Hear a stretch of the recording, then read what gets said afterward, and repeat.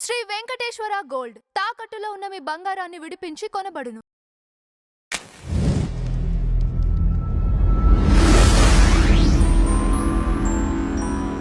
నమస్కారం లలిత్ గారు. నమస్కారం అండి. ప్రతి వారం కొన్ని కరెంట్ టాపిక్స్తో పాటుగా ఈ వారం కూడా కొన్ని టాపిక్స్ ఉన్నాయి. సో వాటి మీద వెళ్దామండి. ఆ టాపిక్స్లోకి వెళ్ళే ముందు లేటెస్ట్గా మీరు ఒక వీడియో రిలీజ్ చేశారు, హనీ జాన్సన్ ఆడియో లీక్. ఎక్కడ దొరుకుతాయండి మీకు ఇవన్నీ ఆనిముత్యాలు? మనకుండే సోర్సెస్ మనకుంటాయండి. మనకి ఎలా దొరుకుతుంది అనే కంటే కూడా అసలు ఇంత దారుణమైన మాటలు మాట్లాడిన తర్వాత కూడా ఇలాంటి మాటల్ని క్రైస్తవ సమాజం ఎలా నమ్ముతుంది, ఎలా వాటిని ఇంకా యాక్సెప్ట్ చేస్తా ఉన్నారు? ఎందుకంటే ఇంత నీచంగా, ఇంత దారుణంగా, అంటే వాడు చాలా మాట్లాడాడు.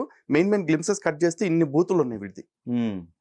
వీడు ఒక సేవకుడు, పైగా వీడేమంటాడు, మీరు అంత మతోన్మాదులరా, మీరు బూతులు మాట్లాడతారా మాకు, కానీ మా ప్రభు అలాగే నేర్పలేదు, బూతులు మాట్లాడుతాం అన్నాడు. నీ ప్రభు మరి నీకు బూతులు మాట్లాడటం నేర్పకపోతే ఇట్లా పుచ్చిపోయిన ఈ పాటలన్నిటికీ ఆయింట్మెంట్ రాయటం నేర్పాడా?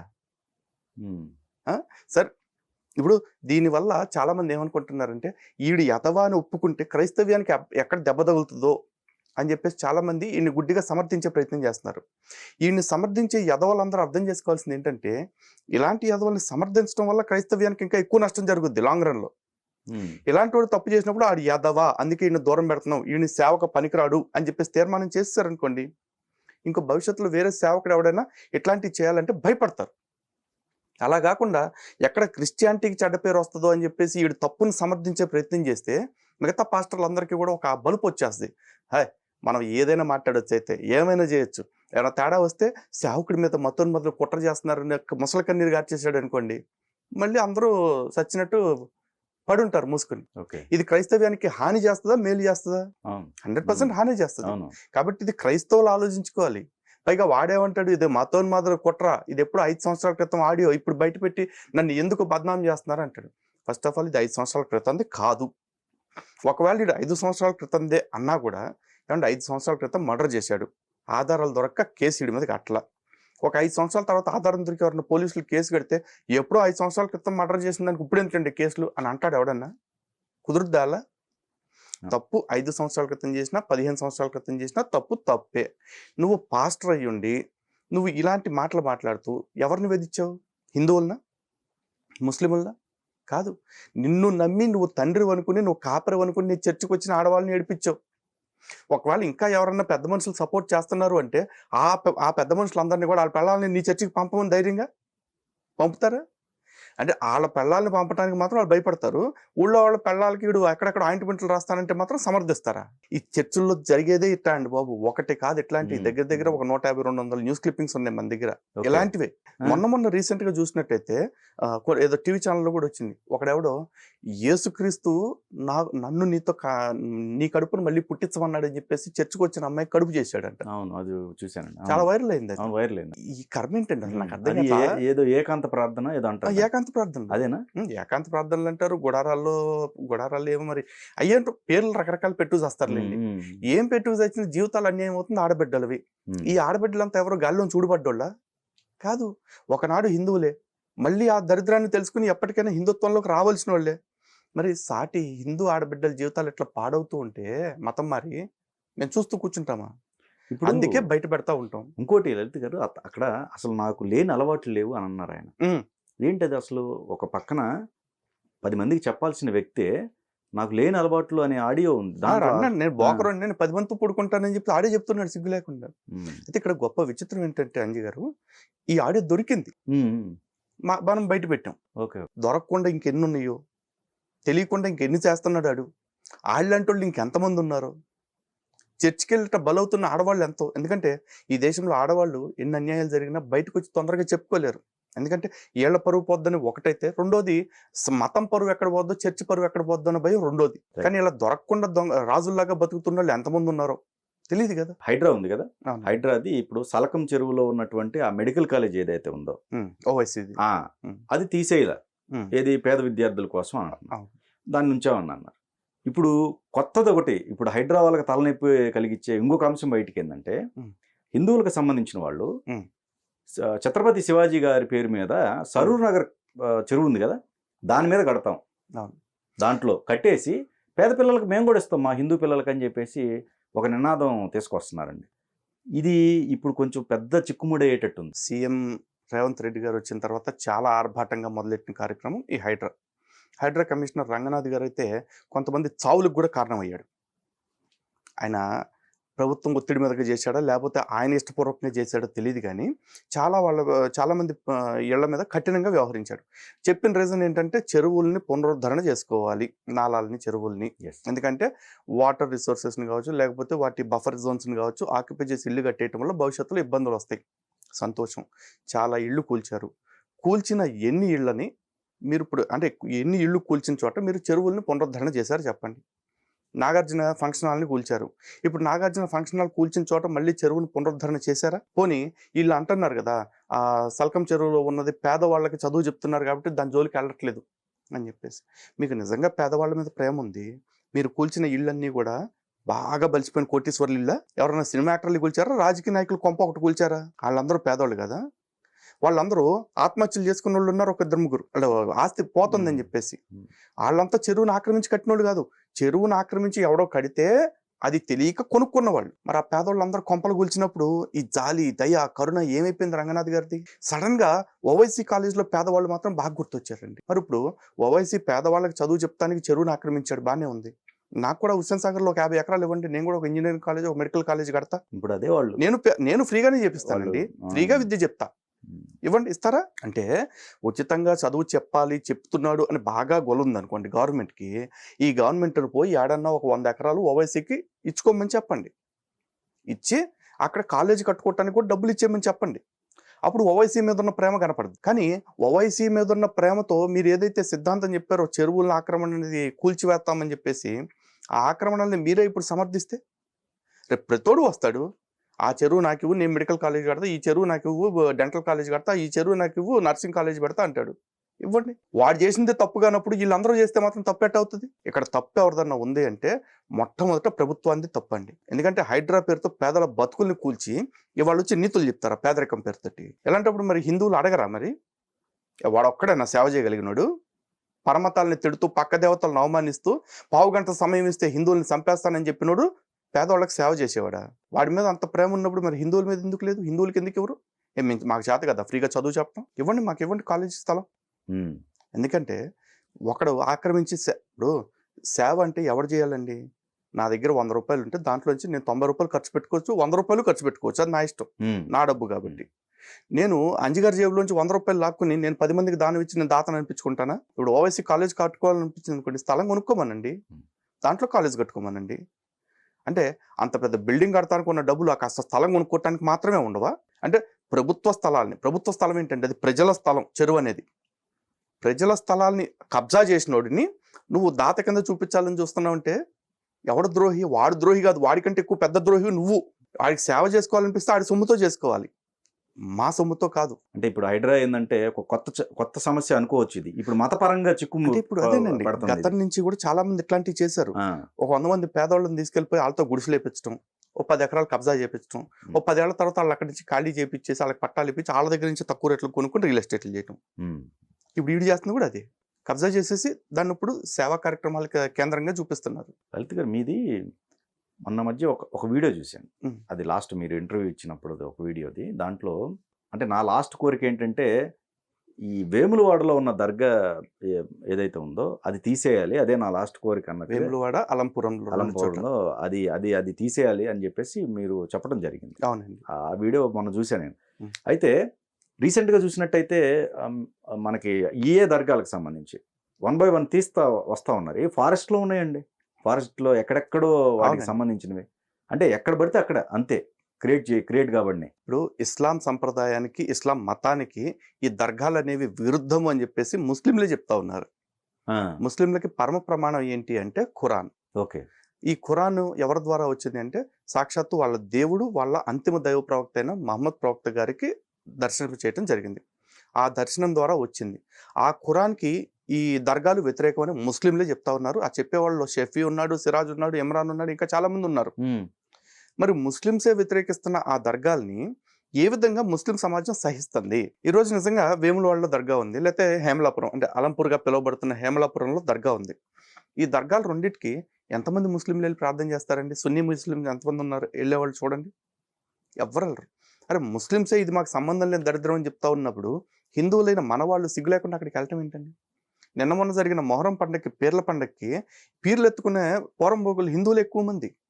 ముస్లింలు వాళ్ళు చేసుకుంటున్నారా ఎవరైనా ఆచారం? అది వాళ్ళ మతాచారం, వాళ్ళు బ్రహ్మాండంగా పాటించుకోవచ్చు. కానీ ఒక హిందువుగా నీకేం అవసరం? ఇప్పుడు మొహరం పండగ వెనకాల రహస్యం చూద్దామండి. అసలు మొహరం పండగ తర్వాత ఎందుకు చేసుకుంటున్నారు వాళ్ళు? మహమ్మద్ ప్రవక్త యొక్క మనవాళ్ళైన హుస్సేన్ అనేవాళ్ళు కర్బాలా యుద్ధంలో చంపబడ్డారు. ఎవరు చంపారు వాళ్ళని? హిందువులు చంపారా? క్రిస్టియన్లు చంపారా? యూదులు చంపారా? ఎవరో చంపలా. ముస్లింల్లోనే 2 వర్గాలుగా విడిపోయారు ప్రవక్త చనిపోయిన తర్వాత, సున్నీలుగా, షియాలుగా. ఈ సున్నీ వర్గానికి సంబంధించిన వ్యక్తులు ఎవరైతే ఉన్నారో వాళ్ళు ఈ షియా వర్గానికి సంబంధించిన హుస్సేన్లని చంపేసుకున్నారు. ఒక మతంలో రెండు కులాల మధ్య జరిగిన కొట్లాట, అది 2 తెగల మధ్య జరిగిన కొట్లాట. దాన్ని తీసుకొచ్చి అసలు వాళ్ళు అమరవీరులు, త్యాగధనులు అని చెప్పేసి మాట్లాడుతుంటే ఎవరి కోసం ఏం త్యాగాలు చేశారు వాళ్ళు? నీ కోసం, నా కోసం ఏమైనా త్యాగం చేశారా? ఈ దేశం కోసం రక్తం అర్పించిన భగత్ సింగ్ కోసం, రాజ్గురు సుఖదేవ్ కోసం మనం ఎప్పుడైనా ఒక నినాదం ఎత్తామా? ఈ దేశం కోసం, మన కోసం ప్రాణాలు ఇచ్చిన చంద్రశేఖర్ ఆజాద్, అల్లూరి సీతారామరాజు, సుభాష్ చంద్రబోస్ వీళ్ళ కోసం మనం ఎప్పుడైనా ఎలుగెత్తుతామా? ఏదో పక్క దేశంలో మతోన్మతం నెత్తికెక్కి మతం కోసం కొట్టుకు చచ్చిపోతే వాళ్ళు త్యాగధనులు అని చెప్పేసి మనం పీర్లు ఎత్తుకు తిరుగుతున్నారు మనోళ్ళు. మరి బాధాకరమైన విషయం కాదా హిందూగా నాకు? పైగా ఎంతోటి దానికి ఇక్కడ స్వర్ణాల చెరువు అని ఒకటి ఉంటుంది నెల్లూరు జిల్లాలో బారాషేద్ దగ్గర. అక్కడ ఆ రోజు రొట్టెల పండుగ అని చెప్పి చేస్తారు. వీళ్ళు హిందువుల్లో ఉన్నవన్నీ మూఢనమ్మకాలు అంటారు. అక్కడికి వెళ్తే ఉద్యోగం రొట్టె అంట, పెళ్లి రొట్టె అంట, గడిది గుడ్డు రొట్టె అంట, గొంగర పాసు రొట్టె అంట, ఒక్కో దానికి ఒక్కో రొట్టె ఉంటుందంట. ఆ రొట్టెలు పంచుకోవాలంట, ఆ రొట్టెలు చెరులో కలుపుకోవాలంట. అంటే హిందువులు అభిషేకం చేస్తే పాలు ప్యాకెట్ వేస్ట్ అన్న పోరంబోకు ముండా కొడుకు ఏ రోజన్నా ఒక సినిమా తీశాడా? ఇలా రొట్టెలు తయారు చేసి నీళ్లలో వదిలేయటం మూఢనమ్మకం అని చెప్పేసి ఇన్స్టెడ్ ఆ రొట్టెల్ని పేదవాళ్ళకి పంచవచ్చు, కానీ ఏ గాడిదన్నా ఒక సినిమా చేస్తాడా? మన మత విశ్వాసాలను అవమానపరుస్తున్న ఆ మతానికి సంబంధించిన సినిమా యాక్టర్లు మన ఆచారాల గురించి మాట్లాడతారు. వాడి ఆచారంలో ఉన్న లోపాల గురించి, బొక్కల గురించి వాడు చెప్పుకోడు. కానీ వాడి ఆచారమైన పీర్లను మనం ఎత్తుకుని మనం మురిసిపోయి మనం తృప్తి పడతా ఉంటాం. ఏమంటే తురకదేవుడు ఒంటి మీదకి వస్తాడంట. ఎందుకు వస్తాడు? వాళ్ళు ఒంటి మీదకి రాని తురకదేవుడు నీ ఒంటి మీదకి వస్తున్నాడంటే అయితే వాళ్ళు పనికిమాలినోళ్ళు అయి ఉండాలి, లేకపోతే నీకేదన్నా మానసిక లోపమన్నా ఉండాలి. అంతేనా? కానీ వీటిని షఫీ గారు వ్యతిరేకించారు. దీన్ని షఫీ గారు వ్యతిరేకిస్తాడు, సిరాజ్ వ్యతిరేకిస్తాడు, ఓకే, అందరూ వ్యతిరేకిస్తారు. అన్నం తినే ముస్లింస్, స్వచ్ఛమైన ముస్లింస్ ఖచ్చితంగా దీన్ని వ్యతిరేకిస్తారండి. మరి అప్పుడు దీనికి ఆదరణ ఎందుకు ఉందండి దర్గా కనేవాడు? దీన్ని 1142లో భారతదేశానికి ఒకడు వచ్చాడు, ఖ్వాజా మొయినుద్దీన్ చిష్టి అని చెప్పేసి. ఓకే, ఆ ఖ్వాజా మొయినుద్దీన్ చిష్టి అనే అతను సూఫీ బాబా. మొట్టమొదటిసారి భారతదేశంలోకి సూఫీ సంప్రదాయాన్ని తీసుకొచ్చింది ఖ్వాజా మొయినుద్దీన్ చిష్టి. ఈ ఖ్వాజా మొయినుద్దీన్ చిష్టి సమాధి ఇప్పుడు అజ్మీర్లో ఉందండి. ఓకే, అతని ద్వారానే ఈ సూఫీ సంప్రదాయం వచ్చింది. ఈ సూఫీ సంప్రదాయంలో మాత్రమే ఈ దర్గాల్ని ఆరాధించడం అనేది ఉంది. ఈ సూఫీ సంప్రదాయంలో వాళ్ళు దర్గాలను ఆరాధిస్తారు.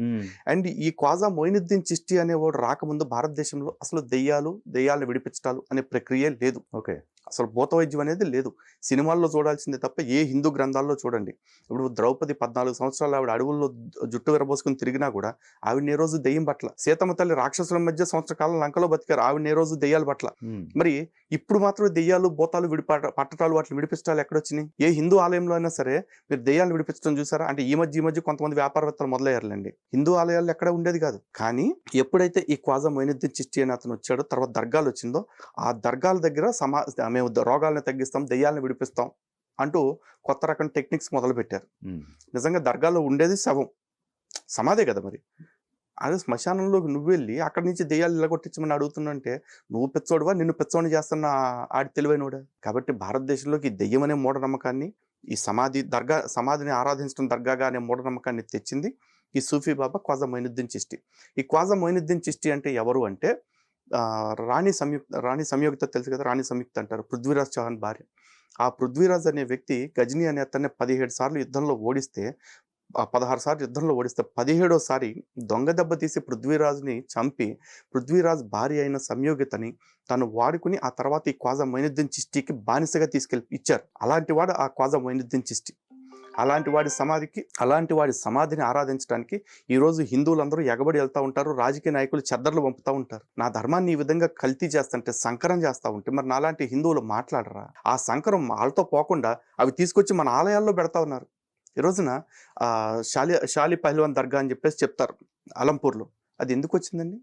మన ఆలయాన్ని దాడి చేసి పాడు చేయడానికి దోచుకోవటానికి వచ్చిన ఒక దొంగని అక్కడ కొట్టి చంపేస్తే అప్పుడున్న ఆ ముస్లిం పాలకుడు మా వాడినే కొట్టి చంపుతారా, మీడి సమాధి ఇక్కడ మీ గుళ్ళోనే కడతాం, మీతోనే ఆరాధింప చేస్తాం చూడండి అని చెప్పేసి వాడిని అక్కడే పాతేస్తే ఈ రోజుకి మన వాళ్ళు వెళ్ళి అక్కడికి ఆరాధించి వస్తున్నారు. మన ఆలయాన్ని దోచుకోవటానికి నాశనం చేయడానికి వచ్చిన వాడిని మనతోనే పూజింప చేస్తున్నారు. వేములవాడలో కూడా సేమ్ అంతే. వేములవాడ శివాలయాన్ని అపవిత్రం చేస్తే ఒకడు మూత్రం పోసి వాడిని మన వాళ్ళు అందరూ కొట్టి చంపేస్తే వాడి శవాన్ని అక్కడే పాతిచ్చి ఇప్పుడు మన వాళ్ళతోనే మొక్కిపిస్తున్నారు. అఫ్కోర్స్ ఇప్పుడు మన వాళ్ళకి కూడా అవగాహన చాలా వరకు పెరిగింది. ఇదివరకుతో పోలిస్తే చాలామంది మానేశారు అక్కడికి వెళ్ళటం. లేదంటే ఇంతకుముందు అందరూ వెళ్ళి అక్కడ ఈ తాళ్ళు తద్దినాలు పెట్టించుకుంటూ ఉండేవాళ్ళు. ఇప్పుడు చాలా వరకు తగ్గిపోయిందండి మాలాంటి వాళ్ళు అందరూ మాట్లాడటం వల్ల. కానీ ఆ ప్రెమిసెస్ లో ఉండకూడదనే రూల్ ఏది పాస్ చేయలేమా? ఏది చేయలేరు? అదే 100% ఉంది సార్. అక్కడ ఇప్పుడు ఉమ్మడి ఆంధ్రప్రదేశ్ ఉన్నప్పుడే జీవో 746, 747 ఇచ్చారు. అంటే హిందూ ఆలయాల పరిసరాల్లో ఎటువంటి అన్యమత ప్రచారము జరగకూడదు అని చెప్పేసి. మరి హిందూ ఆలయం నట్టనడిన ఈ సమాధులు పెట్టేసి అక్కడ టోపీలు పెట్టు కూర్చుంటున్నారంటే ఇది అన్యమత ప్రచారం కాదా? ఎవడు రాజ్యాంగాన్ని తొంగలో దొక్కుతుంది? మనమా? ఎవడన్నా మనం ఎప్పుడన్నా వెళ్ళి మసీదుల్లోకి వెళ్ళి శివలింగం పెట్టామా, లేకపోతే మదర్సాల్లోకి వెళ్ళి అభిషేకాలు చేసి వచ్చామా, లేకపోతే దర్గాల్లోకి వెళ్ళేసి మన దేవుడు విగ్రహాలు పెట్టొచ్చామా? వాళ్ళు కదా మన ఆలయాల్లోకి వచ్చి పోతుంది. సార్ సింపుల్ ఒక మాట చెప్పుకుందాం అండి. హిందూ సనాతన ధర్మం ప్రకారం చూసుకున్నట్లయితే మనం విగ్రహారాధన నమ్ముతున్నాం. విగ్రహారాధన ఎలా చేస్తామంటే అక్కడ ఉన్న విగ్రహానికి ప్రాణప్రతిష్ఠ చేసి ఇక్కడ భగవంతుడు ఉన్నాడు అని నమ్ముతున్నాం. అలాగే కొన్ని చోట్ల స్వయంభూ విగ్రహాలు ఉన్నాయి. అంటే భగవంతుడు స్వయంగా వెలిసిన క్షేత్రాలుగా మనం నమ్ముతూ ఉంటాం. కానీ ఇస్లాంలో విగ్రహారాధన లేదు. అసలు దేవుడు భూమి మీదకి వస్తాడని నేను నమ్మట్లేదు. భూమి మీదకి రాని దేవుడిని ఒక సమాధిలోనో ఒక గదిలోనో ఇక్కడ ఉన్నాడు కాబట్టి ఇక్కడి నుంచి కదలమంటాం ఎంతవరకు కరెక్ట్? నీకు జస్ట్ అదొక ప్రార్థనా కూడిక కేంద్రం మాత్రమే. నువ్వు అది ఎక్కడ చేసుకున్నా అదే ప్రార్థన, నువ్వు ఒక 10 ఎకరాల అవతల 10 కిలోమీటర్ల అవతలు చేసుకున్నా అదే ప్రార్థన. నువ్వు నిజంగా మత సామరస్యం కోరుకునేవాడు అయితే మేము అడగకముందే అరే వాళ్ళ మత కేంద్రాలను మనం పాడు చేయటువంటి మనం వెళ్ళిపోదాం అని వెళ్ళిపోండి. మీరు ఈ దర్గాని ఇంకో చోట పెట్టుకుంటామంటే చెప్పండి, చందాలు వేసుకుని మేము 2 ఎకరాలు కొనిస్తాం మీకు స్థలం. పైగా వీళ్ళే తెల్లారు లెగిస్తే శాంతి వచనాలు చెప్తా ఉంటారు, సామరస్యం కబుర్లు చెప్తా ఉంటారు. నిజంగా సామరస్యం అంటూ మీకుంటే మీరు చేయాల్సిన పని ఇది. చంగూర్ బాబా సుమారుగా 500 కోట్ల రూపాయలు ఇది మత మార్పిడికి సంబంధించి. ఎస్ విన్నానండి. యూపీలో లవ్ జిహాద్ అదే ఆల్మోస్ట్ 500 కోట్లు ఏమో 120 కోట్లు ఇతర దేశాల నుంచి రావటం. అవును, ఈయన మార్పించడం అనమాట మత మార్పిడి చేయటం. అవునండి. అది చంగూర్ బాబా అది అసలు ఈ లెక్కన ఎప్పటి నుంచి అంటే ఇది మనం చూస్తుంటేనండి ఇది ఆగని ఒక ప్రయాణమేనండి. అంతే, ఖచ్చితంగా అంతే, ఖచ్చితంగా. ఇప్పుడు చాలా మంది ఏమంటారంటేనండి, హిందువులు ఎప్పటి నుంచో మొత్తుకుంటున్నాం బాబు దీని పేరు లవ్ జిహాద్ అని ఒక పేరు పెట్టాం. లవ్ జిహాద్ అనే పేరు పెడితే ప్రేమకు మతం ఏంటండి అని చెప్పేసి ప్రతి సెక్యులర్ కుక్క మా దగ్గరకు వచ్చి కబుర్లు చెప్తాడు. మేము చెప్తున్నావా ప్రేమకు మతం ఉందని? మేము చెప్పట్లేదండి. ప్రేమకు మతం లేదు, కానీ పెళ్ళికి మతం ఉంది. ఆడు ప్రేమించేటప్పుడు మతాన్ని అడగడు. ప్రేమలో పడేసిన తర్వాత ఆ అమ్మాయిని పెళ్లి చేసుకోవాలంటే మతం మార్చుకోవాల్సిందే. లేదంటే పెళ్లి చేసుకుని పిల్లలు కన్న తర్వాత వీటితో కలిసి ఉండాలంటే అమ్మాయి మతం మార్చుకోవాల్సిందే, లేకపోతే వీడు వదిలేస్తాడు. దీన్నే మేము లవ్ జిహాద్ అంటున్నాం. ఈ పేరు ఎవరికన్నా నొప్పి ఉందనుకోండి ఏదన్నా అవయవంలో, ఆడు పేరు మార్చి చెప్పమని ఇంకో పేరు ఆడనే పెట్టమనండి. ఇలా ప్రేమించి మతం మార్చి పెళ్లి చేసుకోవటం, లేదా పెళ్లి చేసుకుని మతం మార్చడాన్ని లవ్ జిహాద్ అనకపోతే ఇంకో పేరు నువ్వే పెట్టా పేరు, అదే పేరుతో పిలుస్తాం. కానీ జరుగుతున్న ప్రక్రియ నిజమా అబద్ధమా దీని గురించి మాట్లాడుకోవాలి. ఈడెవడో చెంగూరు బాబాను, ఇంకోటి లంగా బాబాగాడు, ఎవడో బొచ్చుడుగాలు చాలా మంది ఉంటారండి. ఈ మత పెద్దలు అందరూ చేసేది ఏంటంటే విదేశాల నుంచి వస్తున్న, అంటే ఈ అరబ్ దేశాల నుంచి వస్తున్న ఈ పెట్రోల్ డబ్బులు అయితే ఉన్నాయో ఆ డబ్బుల్ని కుక్క బిస్కెట్లలాగా బొక్కి ఈ ఊర కుక్కల్లాగా ఈ ఎదవల్ని హిందూ ఆడబిడ్డల మీదకి ఉసిగొల్పుతూ ఉంటాయి. హిందూ ఆడబిడ్డలు వీళ్ళు మాత్రం లవ్ల పేరుతోటి లేపుకెళ్ళిపోయి మతం మార్పిడి చేస్తారు. వీళ్ళ ఆడపిల్లల్ని ఏం చేస్తూ ఉంటారు, ఓల్డ్ సిటీలు మీరు చూసారు కదా, అరబ్ షేకులకి ఆఫ్ రేట్కి అమ్ముకుంటూ ఉంటారు. అదే మళ్ళీ హిందూ అబ్బాయి బైక్ మీద ఎవరన్నా ముస్లిం అమ్మాయి ఎప్పుడన్నా ఫ్రెండ్లీగా వెళ్తుంటే కూడా వాళ్ళని ఆపి రోడ్ల మీద కొడతారు. నీకు సిగ్గు లేదా ఒక హిందూ బైక్ ఎక్కేవని అమ్మాయిని కొడతారు, ఆ హిందూ అబ్బాయిని కొడతారు. ముస్లిం అమ్మాయిని బైక్ మీద ఎక్కించుకుని ఎట్లా తిరుగుతున్నారా అని చెప్పి వీళ్ళు కొడతాడు. ఈ దేశంలో మత సామరస్యం ఉండాలంటాడు ఈడే. మత సామరస్యం అంటే బైక్ మీద ఒక అమ్మాయి ఎక్కితే తప్పు చేసినట్టేనా? హిందువుల మీద దాడి చేస్తారా? మరి ఈ లంబడి కొడుకులు ఈ 500 కోట్లు సంపాదించాడు అంటున్నారుగా, ఈ డబ్బు అంతా ఎక్కడి నుంచి తెచ్చాడండి? ఎందుకు తెచ్చాడు చెప్తున్నాం కదా, ఉమ్. బ్రాహ్మణ ఆడపిల్లల్ని ఎత్తుకొస్తే ఎంత, క్షత్రియ ఆడపిల్లల్ని ఎత్తుకొస్తే ఎంత, ఓసీ ఆడపిల్లల్ని ఎత్తుకొస్తే ఎంత, బీసీ ఆడపిల్లల్ని ఎత్తుకొస్తే ఎంత, ఎస్సీ ఆడపిల్లల్ని ఎత్తుకొస్తే ఎంత అని చెప్పేసి రేట్లు గట్టి ఆడపిల్లల శీలాలకి, ప్రాణాలకి, మానాలకి మత మార్పిడి చేస్తుంది వీళ్ళు, ఈ జిహాదీ ముండా కొడుకులు. నాకు ఇక్కడ సందేహం ఇది అండి. యూపీలో కాబట్టి ఈ నేరం బయటకు వచ్చిందండి. అది బయట ఇలా బయటికి రాని నేరాలు ఏపీలో, తెలంగాణలో ఇంకెన్ని జరుగుతున్నాయో. కాదండి, వీళ్ళు ఇప్పుడు అనేది ఒక మతం మీద టార్గెట్ ఉండకపోవచ్చుగా. ఇప్పుడు క్రిస్టియన్స్ క్రిస్టియన్ కూడా మార్చొచ్చుగా వీళ్ళు, అయ్యో, లేదా వాళ్ళు వీళ్ళని మార్చొచ్చుగా. ఈరోజు కేరళలో అత్యధికంగా లవ్ జిహాద్కి గురైంది హిందూ ఆడబిడ్డల కంటే కూడా ఎక్కువ మంది క్రైస్తవ ఆడపిల్లలే. అసలు లవ్ జిహాద్ అనే పదం ఫస్ట్ టైం బయటకు వచ్చిన హాదియా కేసు ఏదైతే ఉందో ఆ కేసులో బాధితురాలు క్రైస్తవరాలు. కేరళ డీజీపీ కూతురు, కేరళ డీజీపీ అప్పుడు ఆయన ఓకే ఓకే సాక్షాత్తు డీజీపీ కూతురు కేసులో ఈ లవ్ జిహాద్ వెలుగులోకి వచ్చింది. వాళ్ళు క్రిస్టియన్స్. మరి ఎన్నో జరుగుతా ఉంది. ఓకే, అదే నాకు డౌట్. సింపుల్ ఒకటే సార్, పాము ఏదో సామెత చెప్తారు కదా, జంతువులు, కొన్ని జంతువులు వాళ్ళ వాటికి పుట్టిన పిల్లల్ని తినేస్తే కొన్నాళ్ళకి అని చెప్పి సాకలేసి, ఈ బ్యాచ్ కూడా అంతే. ఇప్పుడు ఇస్లాము, క్రిస్టియానిటీ రెండు ఒకే తండ్రి సంతానం, కానీ ఒకళ్ళనొకళ్ళని మత మార్పిడి చేసుకోవాలని చెప్పేసి ఒకళ్ళ మీద ఒకళ్ళు చాలా దాడులు చేసుకుంటారు. ఈ రోజు నాకు క్రూసైడ్స్ కానీ, జిహాదులు కానీ ఫస్ట్ భారతదేశంలో మొదలవలేదండి, బయట దేశాల్లో జరిగినాయి. అందుకే కేవలం ఒక చిన్న దేశంలో పుట్టిన క్రైస్తవ్యం అనేది ఈరోజు 157 దేశాలకు పాకింది. ఒక చిన్న ప్రాంతంలో పుట్టిన ఇస్లాం అనేది ఈరోజు 57 దేశాలకు పాకింది. 57 మతరాజ్యాలుగా ఏర్పడేలాగా చేసింది.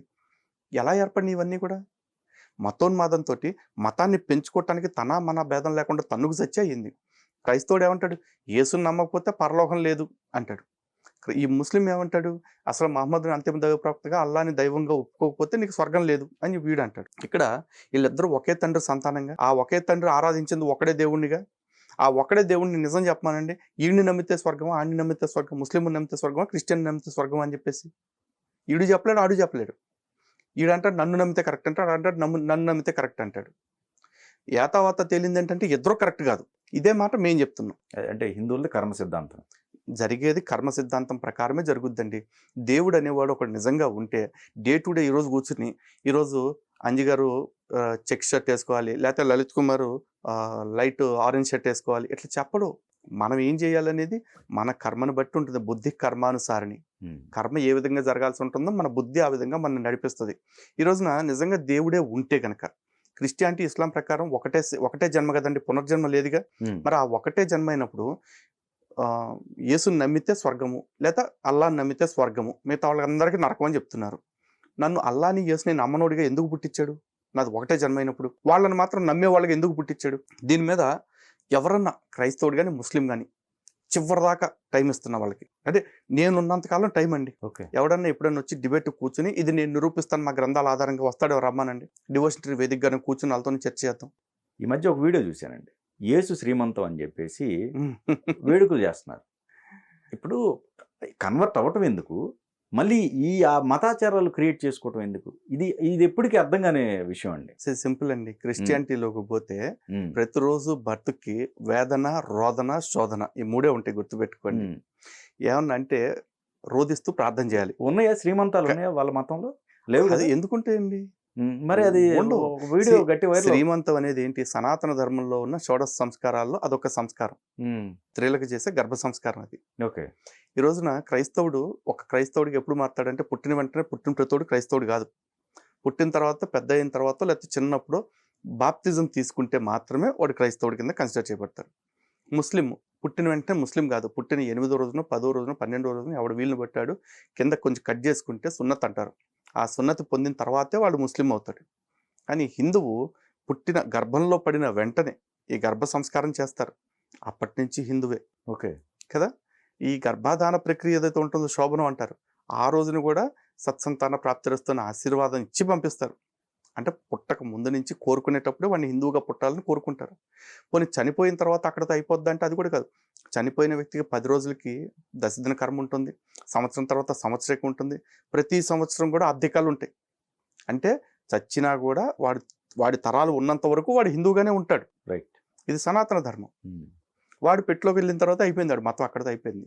వాడు ఏం చేయాలంటే మళ్ళీ యుగాంతం వచ్చేదాకా ఆ పెట్టులో కుళ్ళుతూ వెయిట్ చేయాలి. దేవుడు వచ్చి ఎప్పుడు పరలోకం పట్టుకుపోతాడా, ఎప్పుడు తీర్పిస్తాడా, అటు పంపిస్తాడా, ఇటు పంపిస్తాడా, స్వర్గంలోకి నరకంలో కానీ ఎదురు చూస్తా కూర్చోవాలి. మనం ఎదురు చూడాల్సిన అవసరం లేదండి. మనం మనిషి పోయిన వెంటనే క్లారిటీ, బతుకున్నప్పుడు ఎన్ని పాపాలు చేసుకుని ఉంటాం, దాన్ని బట్టి నరకం. బతుకున్నప్పుడు ఏం మంచి పనులు చేస్తుంటాం, దాన్ని బట్టి స్వర్గం. అది అనుభవిస్తాం, ఇది అనుభవిస్తాం. ఎందుకంటే అవశ్యమేవ భోక్తవ్యం కృతం కర్మ శుభాశుభం నా భుక్తం క్షేతే కర్మ కల్పకోటి శతైరపి అని శ్లోకం మనకి. అంటే నువ్వు చేసుకున్నది మంచి అయితే మంచి, చెడు అయితే చెడు, రెండింటికి ఫలితాన్ని నువ్వు అనుభవించాల్సిందే. కోటి కల్పాలైనా సరే దాన్ని ఎవడో తప్పించుకోలేడు. కానీ ఒక క్రైస్తవుడిని అడగండి, నువ్వు బతుకున్నంత కాలం రోజు దానాలు చేయండి, రోజు ఒక్కొక్కడికి కిలో బంగారం చొప్పున రోజుకు 1000 మందికి దానాలు చేస్తూ బతుకున్నంత కాలం చేయండి, చీమకు కూడా హాని చేయొద్దు. కానీ జీవితంలో యేసుని నమ్మొద్దు చచ్చిపోయేదాకా కూడా. ఇప్పుడు ఆ వ్యక్తి పరలోకానికి వెళ్తాడా, నరకానికి వెళ్తాడా? బైబిల్ ప్రకారం చెప్పమని 100% నరకానికే పోతాడు. ఏ తప్పు చేయకపోయినా. ఏ తప్పు చేయాల్సిన అవసరం లేదు. యేసుని నమ్మలేదు, అదే పెద్ద తప్పు. ఓకే, 100%. మరి హిందూ ధర్మానికి మీకు ఎంత తేడా ఉంది అసలు? హిందూ ధర్మంలో అది చెప్పదు కదా, చెప్పరు. అంటే ఎవరైనా సరే ఎవడైనా వాడు చేసుకున్న మంచికి మంచి, చెడుకు చెడు రెండు అనుభవించాల్సింది. అదే చెప్తారు. ఇప్పుడు వీడు మంచి ఎక్కువ చేశాడు కాబట్టి చెడులో రిబెట్టేద్దాం, వీడు చెడు ఎక్కువ చేశాడు కాబట్టి వీడు మంచి అంత పక్కన పడేద్దాం, అట్లా ఉండదండి. ఓకే, దేని దానికే, పాలక పాలు నీళ్ళకి నీళ్లు. అలాంటి ధర్మంలో పుట్టిన వీళ్ళు రైస్ బ్యాగులకిను ఈ రోగాలు తగ్గుతున్న ఆశలకి మతం మారిపోయి చివరికి అక్కడికి వెళ్ళి ఏం చేయాలో తెలియక మళ్ళీ మేరీకి సీమంతాలు చేసుకుంటారు, యేసుకి బారసాలు చేసుకుంటూ ఉంటారు, యెహోవాకి షష్ఠపూర్తి చేసుకుంటూ ఉంటారు. చేసుకోండి, మీ దినం ఎట్టగొట్ట చేసుకోండి. కానీ అక్కడికి వెళ్ళి కూడా ఇదే చేసే కాడికైతే అక్కడికి వెళ్ళటం ఎందుకు? అదే కదా నేను అనేది. ఇప్పుడు మతం మారినప్పుడు మతం అనేది ఆచార వ్యవహారాలకు సంబంధించింది కదా. అంతే అండి. అయితే ఈ ప్రక్రియలన్నీ చేసే వాళ్ళని వాళ్ళు ఏమంటారంటే వీళ్ళు ప్రొటెస్టెంట్లు కాదండి, క్యాథలిక్స్ అంటారు. అసలు ఫస్ట్ ఆఫ్ ఆల్ ఇందాక నేను చిన్న మాట చెప్పానండి, వాళ్ళు నరకానికి పోతారు నీళ్లు, వీళ్ళు నరకానికి పోతారు వాళ్ళు అంటారని క్రైస్తవుల్ని ముస్లింలని చెప్పారు. సింపుల్గా నేను అడుగుతున్నానండి, ప్రొటెస్టెంట్లు స్వర్గానికి పరలోకానికి వెళ్తారా వెళ్ళరో క్యాథలిక్స్ని అడగండి. క్యాథలిక్స్ పరలోకానికి వెళ్తారేమోనని చెప్పేసి ప్రొటెస్టెంట్లను అడిగాను. క్యాథలిక్స్ ఒకవేళ యేసుని నమ్ముతున్నారు కాబట్టి విగ్రహారాధన చేసినా పరలోకానికి వెళ్తారు అంటే కనుక వీళ్ళు విగ్రహారాధనని ద్వేషించి ఉపయోగం లేదు. ఒకవేళ వీళ్ళు విగ్రహారాధన చేయట్లేదు కాబట్టి యేసుని ఒక్కడిని ఆరాధిస్తున్నాడు, యేసు తల్లిని గౌరవించట్లేదు కాబట్టి వీళ్ళు పరలోకానికి వెళ్ళరు అనుకుంటే కనుక వాడు విగ్రహారాధన చేసి మేరీని ఆరాధించి ప్రయోజనం లేదు. ఇన్ని కన్ఫ్యూజన్స్ వాళ్ళ దగ్గర పెట్టుకుని ఫస్ట్ వీళ్ళు ప్రపంచం మొత్తాన్ని క్రీస్తుమయం చేయటం పక్కన పెట్టామనండి. స్వచ్ఛమైన క్రైస్తవులుగా క్యాథలిక్స్ ప్రొటెస్టెంట్లు క్యాథలిక్లను మార్చుకుని చూపించమనండి. ముందు కంపల్సరీ చేసుకోకుండా మంది మీద పడి ఏడుస్తామంటారు సన్నాసులు. మీరు గమనించినట్టయితే తిరుపతిలో అండి రెగ్యులర్గా అంటే ఒక నెల రోజుల వ్యవధిలోనూ ఏదో ఒక న్యూస్ వింటానే ఉన్నాం. అంతకుముందు నమాజ్ చేసుకున్నది ఒకటి విజువల్ చూసాం, తర్వాత రకరకాలు ఒకటని కాదు వేరే అన్ని మతస్థులకు సంబంధించింది ఇంకోటనో ఏ ఒక స్టేట్మెంట్ వింటానే ఉన్నాం. ఏంటి టార్గెట్ బిఆర్ నాయుడు గారనా, లేకపోతే అక్కడ ఇంకో రకంగా చూడాలా, రాజకీయంగా చూడాలా, లేదా మతపరంగా చూడాలి? టార్గెట్ బిఆర్ నాయుడు గారు కాదండి, టార్గెట్ తిరుమల. ఓకే, తిరుమలని తిరుమలగా ఉంచకూడదు. ఎందుకంటే ఈ ఎజెండా ఇప్పుడు మొదలైంది కాదు. గతంలో మొండితోక సుధీర్ అని చెప్పేసి ఒక పాస్టర్ కొండపైకి వెళ్ళాడు, గుర్తుందా? వెళ్ళి అతి త్వరలోనే ఈ గర్భగుడిలో ఉన్న ఈ సైతాన్ విగ్రహం తీసేసి ఇక్కడ సిలువను ప్రతిష్ఠ చేస్తామని చెప్పేసి అన్నాడు. వాళ్ళ మిషన్ మీద వాళ్ళు క్లియర్గా ఉన్నారు. మహా అయితే మనం ఏం చేస్తాం, వాడి మీద 2 కేసులు పెట్టాం, ఆడు ఒక 6 రోజులు జైలుకి వెళ్తాడు లేకపోతే వస్తాడు. కానీ టార్గెట్ మొండితోక సుధీర్దని మనం అనుకుంటున్నాం, కాదండి. ఇది క్రైస్తవుల టార్గెట్. అలాగే ఇది ముస్లింలకు ఇంకో టార్గెట్ ఉంది. వాళ్ళు ఏమంటున్నారు, ఇప్పుడు ఫస్ట్ వాడు ఏదో షెడ్లో కూర్చొని నమాజ్ చేసుకున్నాడు, ఇది చూశారు. అలాంటి వాళ్ళని చూసి చూడనట్టు వదిలేయటం మొదలు పెడితే వాడు రేపు ఇంకో 10 మందితో నమాజులు చేపిస్తాడు. తర్వాత ఒక 100 మంది అవుతారు. 100 మంది అయిన తర్వాత మేము ప్రతిరోజు కూలి పనికి పైకే వస్తున్నాం, కిందకెళ్ళి రావటం పైకి వచ్చి నమాజ్ చేసుకోవాలంటే కష్టంగా ఉంది మాకు, కాబట్టి పైన ఒక చిన్న షెడ్ లాగా కట్టుకుని దానిలో నమాజులకు పెట్టుకుంటాం అంటాడు. అక్కడ స్టార్ట్ అవుద్ది. కొన్నాళ్ళ తర్వాత రోజు నమాజ్ ఇక్కడే చేసుకుంటాడు కదా ఈడు, అనుకోకుండా చచ్చిపోయాడు కాబట్టి ఈ సమాధి ఇక్కడ పెట్టుకుందాం అంటారు. ఆడిని హజరత్ అన్నో బొజరత్ అన్నో పెట్టేసి ఆడికి అక్కడే సమాధిని కట్టేసి ఆ సమాధిని దర్గా చేస్తారు. మన హిందువులు సిగ్గు శరం లేకుండా దేవాలయానికి వెళ్ళి అక్కడి నుంచి అక్కడికి దర్గాకి వెళ్తారు. ఇప్పుడు వేములాళ్ళు వెళ్తున్నట్టు, అలంపూర్లో వెళ్తున్నట్టు. తిరుమల క్షేత్రాన్ని స్వాధీనం చేసుకోవాలని, లేకపోతే తిరుమల క్షేత్రాన్ని హిందువులకు లేకుండా చేయాలని, ప్రపంచ హిందూ ఆధ్యాత్మిక రాజధానిని కలుషితం చేయాలని ఈ 2 పాషండ మతాలు కుట్ర చేస్తా ఉన్నాయి. ఈ 2 పాషండ మతాలకి ఈ కమ్యూనికృష్టపు కుక్కలు లేకపోతే నాస్తిక నక్కలు వీళ్ళందరూ వాళ్ళకి వంత పాడుతూ ఉన్నాయి. ఈ కుట్రలు హిందువులు తెలుసుకోవాలి. లేదనుకోండి హిందువులు ఖచ్చితంగా తిరుమల క్షేత్రాన్ని కోల్పోవాల్సి ఉంటుంది, ఇందులో ఎటువంటి సందేహం లేదు. ఆ దౌర్భాగ్యపు సందర్భం రాకుండా ఉండాలంటే ప్రతి హిందువు ఇప్పటి నుంచి మేల్కోవాలి. చిన్న పామునైనా పెద్ద కర్రతో కొట్టాల్సిందే. ఎవడైనా నమాజ్ అంటూ మాట్లాడతాడా, మెడబట్టి గెంటండి అన్ని. అప్పటికి వినకపోతే వాడిని పోలీసులకు పట్టించండి. పోలీసులు కూడా సవ్యమైన యాక్షన్ తీసుకోకపోతే మీకు తోచిన చర్య మీరు తీసుకోండి. కానీ మన క్షేత్రం పవిత్రతను దెబ్బతీస్తానంటే మాత్రం చూస్తూ ఊరుకోకండి. అక్కడ పాలకుడు జగన్ ఉంటాడా, చంద్రబాబు ఉంటాడా, మోడీ ఉంటారా, ఇంకోటి ఉంటాడా, ఎవడు మనకు అనవసరం. ఎందుకంటే మనకు కావాల్సింది రాజకీయ నాయకుడు కాదు, అఖిలాండ కోటి బ్రహ్మాండ నాయకుడు. ఇంకోటి లలిత్ గారు ఇక్కడ ఇప్పుడు ఓకే డిక్లరేషన్ ఒకటి ఉంటుంది.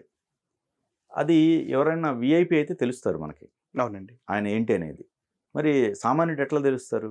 మనల్ని ఎలా ఐడెంటిఫై చేస్తారు? ఒకటి ఇక్కడ బయోమెట్రిక్స్ అని ఒకటి తీసుకుంటున్నారండి. దర్శనానికి వెళ్ళే ప్రతి వాళ్ళ దగ్గర కూడా కంపల్సరీ ఆధార్ తీసుకుంటున్నారు. ఆధార్తో పాటు బయోమెట్రిక్స్గా వాళ్ళ వేలి ముద్రలు కూడా తీసుకుంటా ఉన్నారు.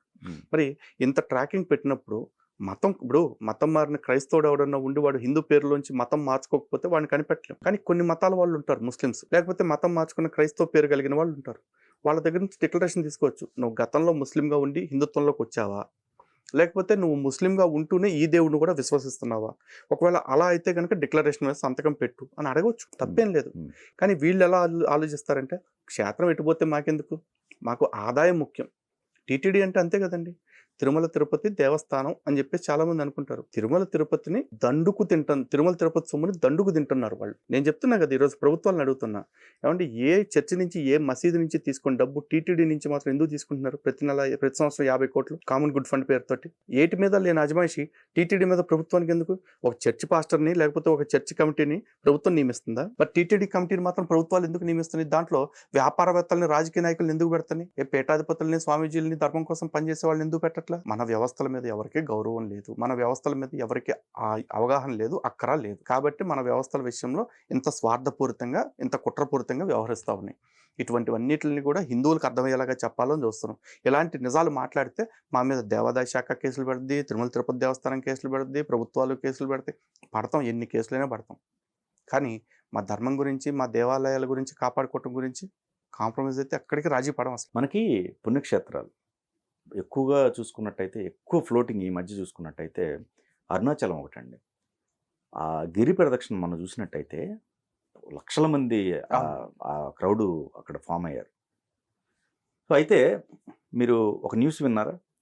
మన తెలుగు రాష్ట్రాలకు సంబంధించి మా అతనే 500 రూపాయలకు సంబంధించి హత్య చేసి వెళ్ళిపోయారు. అవును, క్లియర్గా మొన్న జరిగిన సందర్భం కనుక చూసుకుంటే మన వాళ్ళు కూడా చాలా ఎక్కువగా, అంటే చాలామంది అసలు అరుణాచలానికి మనం వెళ్ళాల్సిన అవసరం ఏంటి, మనకే ఇన్ని శైవ క్షేత్రాలు ఉన్నాయి కదా, అరుణాచలానికి ఎక్కువగా వెళ్తుంది తెలుగు వాళ్ళే, మనం అంతమంది అక్కడికి వెళ్ళి వాళ్ళకి ఆదాయం ఇవ్వాల్సిన అవసరం లేదు, వాళ్ళకి అహంకారం బలిసిపోయింది, అది ఇదని మాట్లాడుతున్నారు. మేబీ కరెక్టే అవ్వచ్చండి.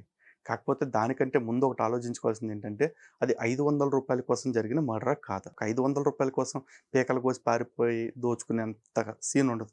500 రూపాయలు వాళ్ళిద్దరూ పంచుకుంటే కూడా నాకు తెలిసి వాళ్ళు కోసిన కత్తి ఖరీదు కూడా రాదు. దాని వెనకాల ఉన్న కుట్ర ప్రభుత్వం చేపించిన హత్య అంట నేను. ప్రభుత్వం నేరుగా చేపించిందా, లేకపోతే మరి ఎవరి ద్వారా చేపించిందా లేదు. ఎందుకంటే అలసత్వానికి కారణం ప్రభుత్వమే అలాంటి సంఘటనలు జరగటానికి. రెండోది, అక్కడ స్టాలిన్ ప్రభుత్వం కోరుకుంటుంది ఈ ఆలయాలకు వచ్చే భక్తుల సంఖ్య తగ్గించాలి. తమిళనాడు వాళ్ళకంటే ఏదో ఒకటి ఎక్కిచ్చేశారు, ద్రావిడ భావజాలం అని, నాస్తిక భావజాలం అని. కానీ మరి ఎవరు ఎక్కువ వస్తున్నారు? తెలుగు వాళ్ళు. ఈ తెలుగు వాళ్ళు అక్కడికి రాకుండా చేయాలంటే ఒక తెలుగుని చంపించేసి అదేదో జాతి వివక్ష కింద, భాష వివక్ష కింద చూపించేస్తే తెలుగు వాళ్ళు ఆ ప్రాంతానికి రావటం మానేస్తారు. ఆటోమేటిక్గా ఆలయాల యొక్క ఆదాయం తగ్గిపోతుంది, ఆలయ వ్యవస్థను క్షీణింపచేయచ్చు. ఇది కోరుకుంటున్నారు. మన వాళ్ళు ఏమంటారు, మనకి ఇన్ని శైవ క్షేత్రాలు అంటే అక్కడికి ఎందుకు పోవాలి అంటారు. అఫ్కోర్స్ మనకి శైవ క్షేత్రాలు, అద్భుతమైన క్షేత్రాలు ఉన్నాయి. శ్రీశైలం కానీ, కాళహస్తి కానీ, వేములవాడ కానీ, ఇట్లాంటివి ఎన్నో ఉన్నాయి. ఇవన్నీ ఉన్నాయని చెప్పేసి ఒక అరుణాచలమే మనం వెళ్తున్నామా? అమర్నాథ్ వెళ్ళట్లేదా? కైలాస్ మానసరోవరానికి వెళ్ళట్లేదా? కేదార్నాథ్ వెళ్ళట్లేదా? బద్రీనాథ్, కేదార్నాథ్ పుణ్యక్షేత్రాలకు అన్నీ వెళ్తూనే ఉన్నాగా. ఎందుకు వెళ్తున్నాం? ఉజ్జయిని వెళ్ళట్లా, కాశీ వెళ్ళట్లా? ఇవన్నీ ఉత్తర భారతదేశంలోనే ఉన్నాయి. మరి హిందువుకి దేవుడు ఎక్కడున్నా కూడా వెళ్ళి చూడాలని కోరుకుంటుంది. అన్ని పుణ్యక్షేత్రాలే, తీర్థయాత్రలు చేస్తారు. కానీ తమిళనాడు విషయానికి వచ్చేప్పటికి అక్కడికి మనం ఎందుకు వెళ్ళాలి అంటారు. అరే, మనం లక్షల మంది వెళ్తున్నాం. లక్షల మందిలో ఒక సందర్భం జరిగింది. ఆ ఒకటి ఇది మొదలు మాత్రమే. ఇలాంటివి ఇంకొన్ని కూడా చేపిస్తారు వాళ్ళు. ఎందుకు చేపిస్తారు? సనాతన ధర్మాన్ని డెంగ్యూ మలేరియాలతో పోల్చి దాన్ని సమూలంగా నిర్మూలన చేస్తానని ఆ సీఎం కొడుకే ఛాలెంజ్ చేశాడు. మరి అలా ఛాలెంజ్ చేసిన కొడుకులు పరిపాలన చేస్తాను అంటే, కొడుకులు అంటే మళ్ళీ దొంగన కొడుకులు అనుకుంటారు. కాదు, సీఎం కొడుకులు పరిపాలన చేస్తున్న చోట మరి హిందువులకి, హిందూ విశ్వాసాలకి, హిందూ క్షేత్రాలకి రక్షణ ఉంటుందని ఎలా అనుకుంటాం? అలా అని చెప్పేసి మన క్షేత్రాలని గాలికి వదిలేసి మనం పారిపోదామా? ఎక్కడ ప్రమాదంలో ఉందో అలాంటి క్షేత్రాలని ఎక్కువ కాపాడుకోవాలి. మరి ఇప్పుడు అరుణాచలం అనేది ప్రభుత్వం టార్గెట్లోకి వెళ్ళింది. సనాతన ధర్మాన్ని నిర్మూలిస్తాను అన్నవాడు దాన్ని టార్గెట్ చేశాడేమోనని నాకు అనుమానంగా ఉంది. ఇప్పుడు అలాంటి టార్గెట్ నుంచి ఆ క్షేత్రాన్ని కాపాడుకోవాలంటే వీలైనంత మంది హిందువులు రెగ్యులర్గా వెళుతూ ఉండాలి. తొందరగా ఎవడబడితే వాడు గీసిన ట్రాపుల్లోకి పడిపోవద్దు. మన ఆలయాల్ని కాపాడుకోవటం మన చేతుల్లో పని. ఎందుకంటే ఏ ప్రభుత్వము మన ఆలయ వ్యవస్థను కాపాడటానికి చేయూతనివ్వదు. ఏ హిందువు కూడా ఆలయ వ్యవస్థను రక్షించుకోవటానికి కత్తి పట్టుకుని ముందుకొచ్చే పరిస్థితి లేదు. కనీసం మీరు వెళ్ళండి, వెళ్ళినప్పుడు 10, 100 మీ ఓపిక తగ్గట్టు వెయ్యండి. ఆలయ వ్యవస్థను బ్రతికించండి అంతే కోరుకుంటా. అండ్ ఇంకోటి అక్కడ ఓకే. ఇది నిజంగా చూస్తుంటే రాజకీయ హత్య ఆ టైప్ కనపడుతుంది. ఎందుకంటే టార్గెటబుల్‌గా అనిపిస్తుందిగా. అంతే 500కి కదా. ఎవడు చేయడు. చేయాల్సిన వచ్చి అవసరం లేదు. చేయాల్సిన పైగా అవసరం ఇద్దరు ఉంది. వచ్చి చేశారండి. పైగా తెలుగువాడిని చంపాల్సిన అవసరం ఏముంది? అంతే కదా. సెలెక్ట్ చేసుకుని మరి తెలుగువాడిని చంపాల్సిన అవసరం లేదు అవసరం లేదు కదా. ఓకే. ఇది పక్కన పెడితే అండి అక్కడ కనీస వసతులు లేకుండా ఉమ్. ఒక చిన్న రూమ్ కూడా ఎంతో కాస్ట్ పెట్టాము, ఇట్లా బ్లాక్ దందా జరుగుతుంది, అవును. దీన్ని అరికట్టలేమా, మరి ఎందుకు ఇక్కడికి రావాలని చెప్పేసి కొంతమంది వీడియోలు చేశారు. ఫస్ట్ హిందువులు ఒకటి అలవాటు చేసుకోవాలండి. మనం ఏదైనా క్షేత్రానికి వెళుతున్నాము అంటే మన కోసం వెళ్తున్నాం.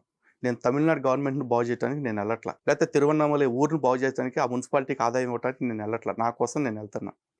నేను దేవుడి కోసం వెళ్తున్నా. ఆ దేవుడి యొక్క పూజ చేసుకుని ఆ దేవుడి ఆశీస్సులతో రావాలని వెళ్తున్నా.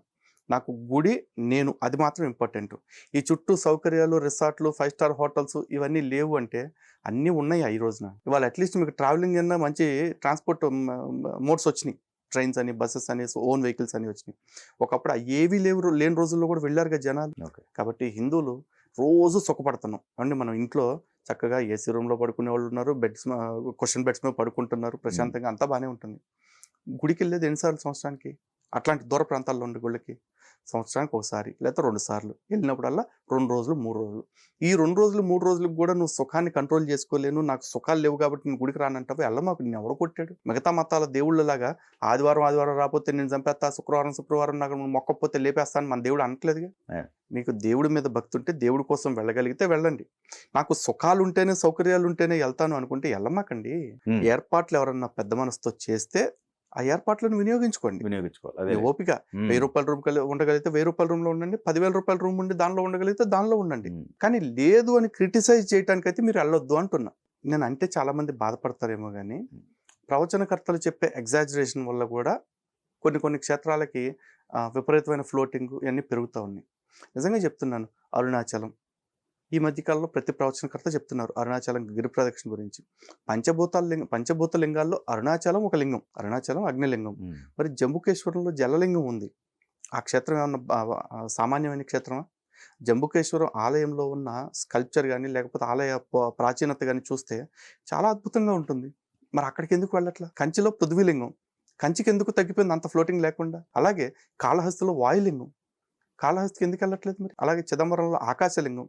మరి ఒక్క అరుణాచలానికి ఎంత ఫ్లోటింగ్ ఎందుకు ఉంది? మిగతా అన్ని కూడా తమిళనాడులో ఉన్నాయి, కాళహస్తి ఒకటి తప్ప. ఒక రకంగా మోటివేటెడ్ పెద్దవాళ్ళు చెప్తున్న మాటలు అనుకోవాలా. ఒక్క చాగంటి గారు అనే కాదు, చాలా మంది అరుణాచలం, ఇప్పుడు నండూరు శ్రీనివాస్ గారు ఉన్నారు, ఆయన అయితే అరుణాచలంలో దేవుని కూడా పక్కన పెట్టి టోపీ అమ్మని ఒక పిచ్చామని కూడా ప్రమోట్ చేశాడు. మరి ప్రవచనకర్తలు రకరకాలుగా తయారైపోయారు. ఒకళ్ళు దేవుడి గురించి చెప్తుంటే ఒకళ్ళు దేవుడు చుట్టూ బతుకుతున్న బెచ్చగాళ్ళ గురించి కూడా ప్రమోట్ చేసుకుని భక్తిని ప్రచారం చేసుకుని బతికేస్తున్న వాళ్ళు ఉన్నారు. అలాంటి వాళ్ళు చెప్పే ప్రతి మాటకి మోటివేట్ అయిపోతున్న వాళ్ళు అనాలి. మనం ఏం చేస్తాం దాన్ని? హిందువుల విశ్వాసాలని, భక్తిని కొంతమంది మ్యానిపులేట్ చేస్తున్నారు అనుకోవాలా, లేకపోతే ఇంకొంతమంది ఆ మ్యానిపులేషన్ ద్వారా మోటివేట్ అయ్యి వెళ్ళే వాళ్ళని ఎక్స్ప్లోర్ చేస్తున్నారు అనుకోవాలి. హిందువులు వాళ్ళకి వాళ్ళు విజ్ఞత కలిగి ఉండాలని నేను కోరుకుంటా. సీఎం దేవేంద్ర గారు ఆల్మోస్ట్ 1600 మొత్తం ఈ చర్చిలు కావచ్చు ఇవన్నీ చూసుకుంటే అండి 1600 ఉన్నాయంట మసీదులు. కానీ ఇవన్నీ చూసి వాటిల్లో మసీదులు వచ్చేసి 1200 ఏమో ఉన్నాయి. ఈ గుళ్ళు వచ్చేసి ఒక 100-200 ఉంటాయి. మిగతా చర్చిలు వచ్చేసి ఇంకొక 100. ఇట్లా మొత్తం కలుపుకుంటే 1600 లోపల ఉంటాయి. ఇవన్నీ కూడా ఏంటంటే ఈ సౌండ్కి సంబంధించినవి, నమాజ్ టైంలో ఇది కావచ్చు, అవన్నీ నిషేధించారంట గవర్నమెంట్. దీని ఎక్కువ శాతం చూసుకుంటే ఇవే ఎక్కువ ఉన్నాయి. ఇది మన మసీదులకు సంబంధించి ఎక్కువ ఉన్నాయి. సో ఈ నిర్ణయంపై మీ అభిప్రాయం ఏంటి? 100% ఇది స్వాగతించాల్సిన నిర్ణయం అండి. ఈ నిర్ణయం ఒక్క మహారాష్ట్రలో మాత్రమే కాదు, ప్రతి రాష్ట్రంలో కూడా రావాల్సి ఉంటుంది. మన రాష్ట్రంలో కూడా రావాల్సిన అవసరం ఖచ్చితంగా ఉంది. కాకపోతే మనకి దేవేంద్ర ఫడ్నవీస్ లాంటి నాయకుడు లేడు కాబట్టి వస్తుందో లేదో నాకైతే నమ్మకం లేదు.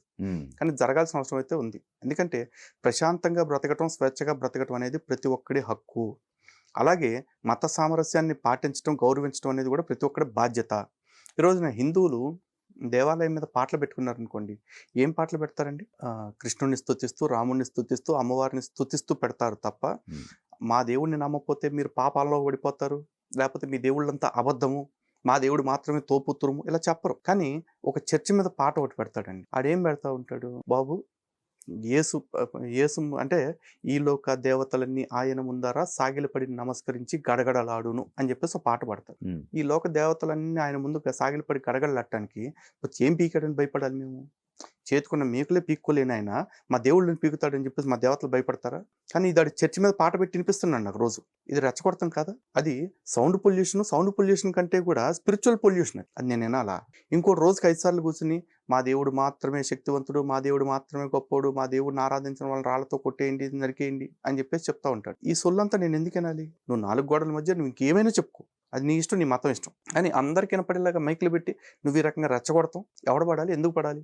నేను పడను. కానీ నాకు ఇది పడట్లేదు, నాకు ఇది సహించలేకపోతున్నాను అని నేను చెప్తే నా గోడును పట్టించుకునే దిక్కి దేశంలో లేదు. అదృష్టవంతులు మహారాష్ట్ర ప్రజలు, వాళ్ళకి దేవేంద్ర ఫడ్నవీస్ లాంటి నాయకుడు వచ్చాడు కాబట్టి వాళ్ళకి పరిష్కారం వచ్చింది. ఇది సౌండ్ పొల్యూషన్తో పాటు స్పిరిచువల్ పొల్యూషన్ కూడా. కాబట్టి ఈ స్పిరిచువల్ పొల్యూషన్ని, సౌండ్ పొల్యూషన్ని కంబైన్డ్గా అడ్డుకున్నందుకు దేవేంద్ర ఫడ్నవీస్ గారికి అభినందనలు తెలియజేసుకుంటా ఉన్నాం, ధన్యవాదాలు తెలియజేస్తూ ఉన్నాము. ఇదే తొందరలోనే మన తెలుగు రాష్ట్రాల్లో కూడా రావాలని మనస్ఫూర్తిగా కోరుకుంటున్నాం.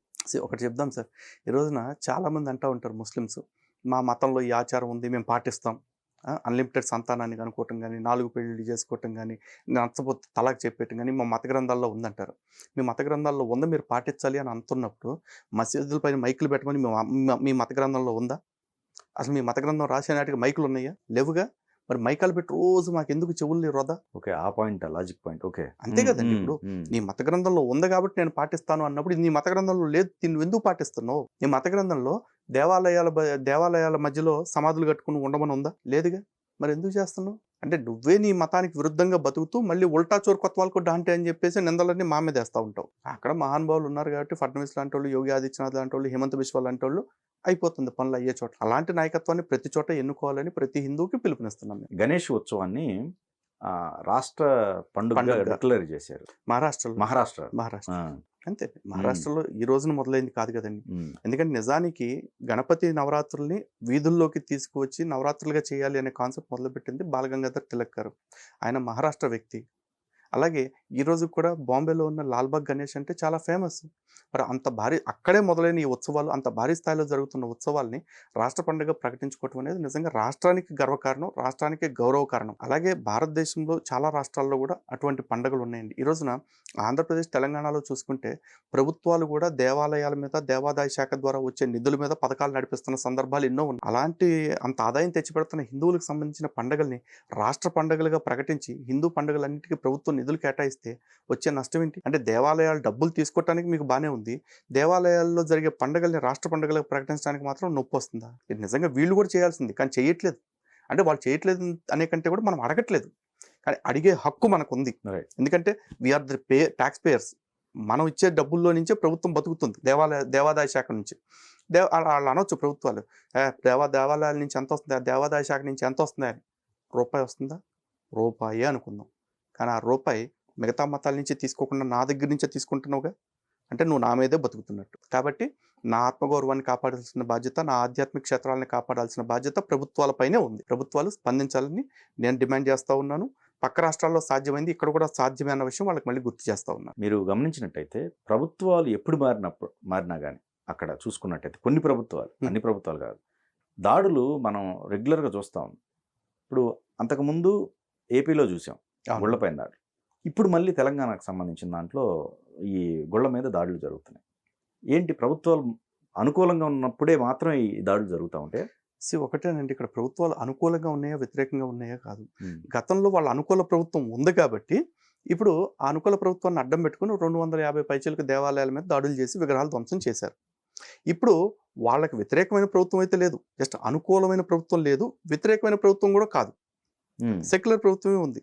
కానీ ఈ టైంలో మళ్ళీ వాళ్ళ మతానికి సంబంధించిన ప్రభుత్వాన్ని మళ్ళీ తెచ్చుకోవాలి అంటే హిందువుల్ని రెచ్చగొట్టి, హిందువులు క్రైస్తవుల్ని కొట్టేలాగానో తిట్టేలాగానో చేయించుకుని, ఇదిగో మన ప్రభుత్వం ఉన్నప్పుడు మన మీద దాడులు జరగలేదు, కానీ ఇప్పుడు దాడులు జరుగుతున్నాయి, మళ్ళీ మనకు సేఫ్గా ఉండాలంటే మన ప్రభుత్వం రావాలి అని క్రైస్తవ సమాజాన్ని రెచ్చగొట్టుకోవాలి. కాబట్టి ఇప్పుడు మళ్ళీ హిందూ దేవాలయాల మీద దాడులు చేస్తూ ఉంటారు, హిందూ దేవాలయాల మీద కుట్రలు చేస్తూ ఉంటారు.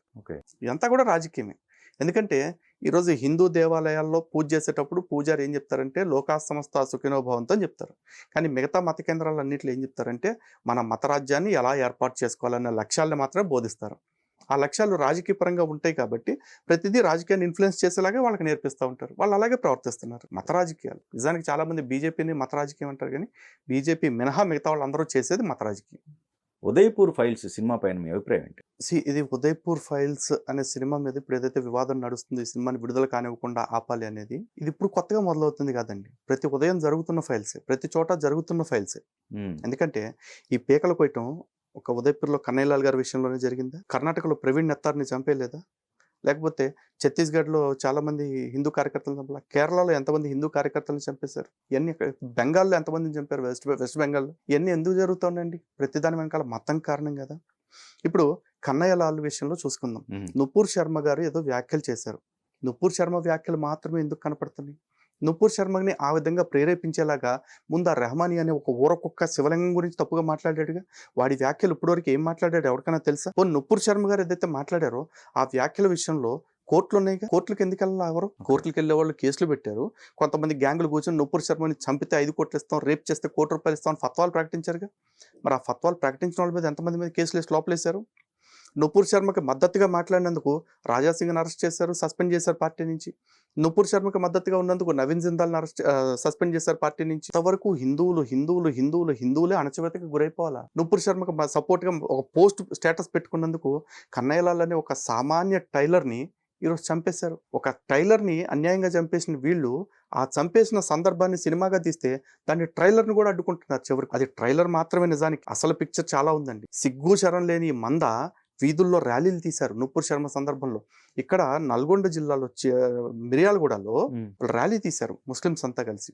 ర్యాలీ తీస్తూ కాట్ దాలో సాలోంకో ఆర్ఎస్ఎస్ వాళ్ళోంకో అంటూ నినాదాలు ఇచ్చారు. హిందుత్వం కోసం పనిచేసే సంస్థ ఆర్ఎస్ఎస్ వాళ్ళందరినీ చంపేసేయండి, పీకలు కోసేయండి అని బహిరంగంగా పిలుపునిచ్చారుగా. గుస్తాకి రసూల్కో ఏకీ సజా సర్ తన్సే జుదా అని చెప్పేసి ప్రకటనలు ఇచ్చారుగా. మళ్ళీ గుస్తాకి నబీకో ఏకీ సజా సర్ తన్సే జుదా అంటూ నినాదాలు చేస్తున్నారుగా. నారాయ తక్బీర్ అల్లాహు అక్బర్ అంటూ పీకలు కోసారుగా కన్నయ్యలాల్ది. ఇంకెంతమందిని చంపుతారండి? ఇన్ని హత్యలు చేస్తున్నారు కాబట్టేగా already Popular Front of India అనే ఒక సంస్థను నిషేధించారు.